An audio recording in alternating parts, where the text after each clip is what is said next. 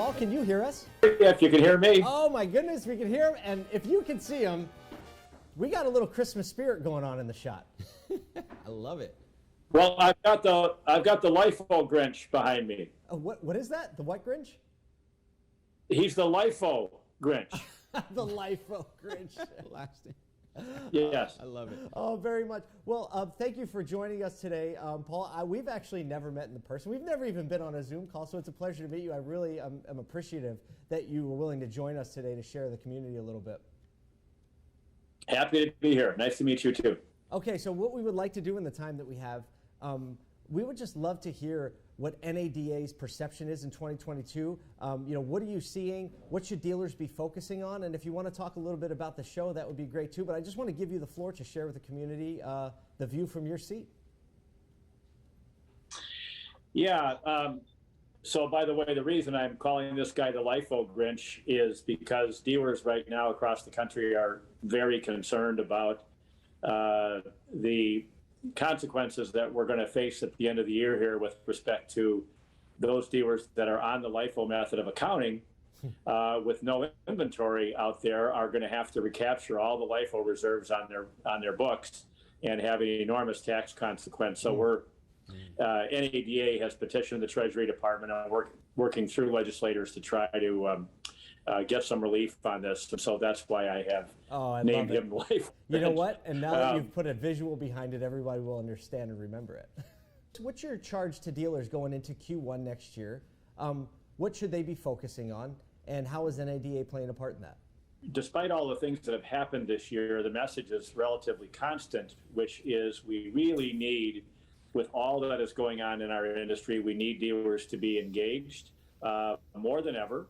Connected with their state, metro, and national trade associations, to be connected with their members of Congress, and to be really actively advocating for the issues that dealers are facing across the country. So that's number one.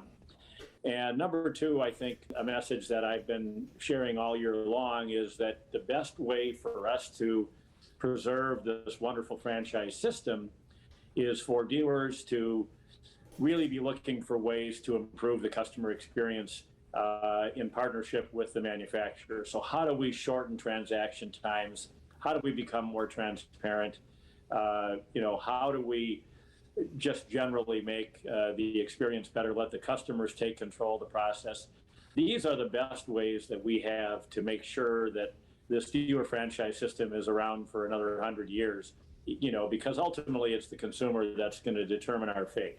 So with all the things that are happening, direct sales initiatives and agency models and different kinds of methods that OEMs are considering, at the end of the day, the most important thing is that dealers recognize that we too have an obligation to improve and to make the customer experience really awesome. That's amazing. I mean, there has been so much that has happened. I can't believe that the last time we were actually together was Las Vegas, the last NADA show. There's been a lot of talk and I think a lot of hype around the fact that opening night's going to be in the Raiders Stadium. And can you just give us a little peek behind the curtain on what it looks like in the halls of NADA leading up to the next NADA show? Yeah, so we have. I was really fortunate because the person that was assigned to be the chairman of the show committee is a dealer by the name of Scott Doobie from Massachusetts, and Scott has put his heart and soul into making what I think is going to be, or leading the effort, I should say, into what I believe will be the best show that we've ever had. Now, we don't fully understand, what the consequences of new variants in the world of COVID are going to do, but at this point, we have the exhibit space is fully sold out, and we're getting registrations are coming in strong, and as you mentioned, this big party at Allegiant, assuming that we're going to be able to do it, is going to be really, really fun. We've got an amazing couple of bands that are going to perform, and it should just be a great celebration to reconnect and share our thoughts on this wonderful industry. And when you say a couple of bands, you mean exactly? I'm just kidding. I know you probably can't tell us. Well, I can't. I don't honestly know if that's public information or not, and I don't want to be the one to wreck it. But well, that's exactly why we asked that question. This is really high-level entertainment. Very good. Very Love good. We have just a couple of minutes left here. From just now this is from the chairman of NAD, but also from the heart of Paul, right? Long-term dealer, been someone who has been on the front lines for a lot of years. What is your personal encouragement to dealers going into next year?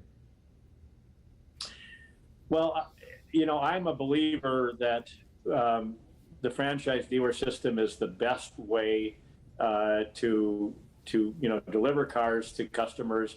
Interestingly, we had a wonderful survey that was done from Escalante recently that supported the fact that even customers who have bought Teslas would prefer a traditional dealer model, and by an overwhelming margin, by the way. And so people really like the fact that they can go to a dealership, they can look at different cars to choose from, they can get financing secured, they can trade their vehicles in, they can get service there. So that's great encouragement to me that the world of car dealerships as we know it isn't facing some kind of disaster. We just got to get better at what we're doing. But I love our future. I love this business, and I know so many do. And I've got my kids in this thing, and I know a lot of dealers do. So I think we're going to be around for a long, long time and enjoy a lot of great years ahead. Yeah, I couldn't agree more. And Paul and I talk about it all the time. Similarly, that this is the best possible way for us to deliver cars to people that we know and to our families and our communities. And, I know the Walser organization well, and you all are entrenched into the community, and I love that.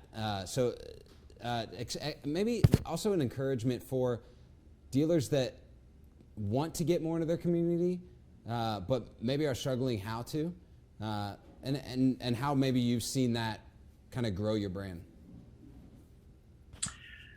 Well, we do a couple of things. One is, like many dealers, we have a foundation for our group that is funded by 5% of our pre-tax profits, and actually my sister runs that, and we respond to grant requests all over the Twin Cities, and so that's something we've been doing for a long time.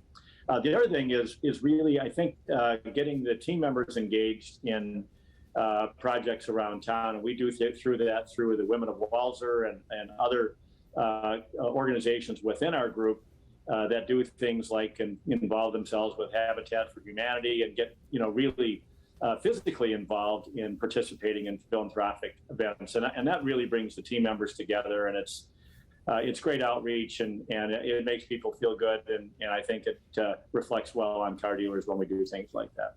Well, Paul, thank you so much for giving us a few minutes of your time. Thanks for bringing the Grinch. Thank you so much for being our representative from the front and making sure you're championing this industry in a way that I think we can all sit a little taller and be proud of.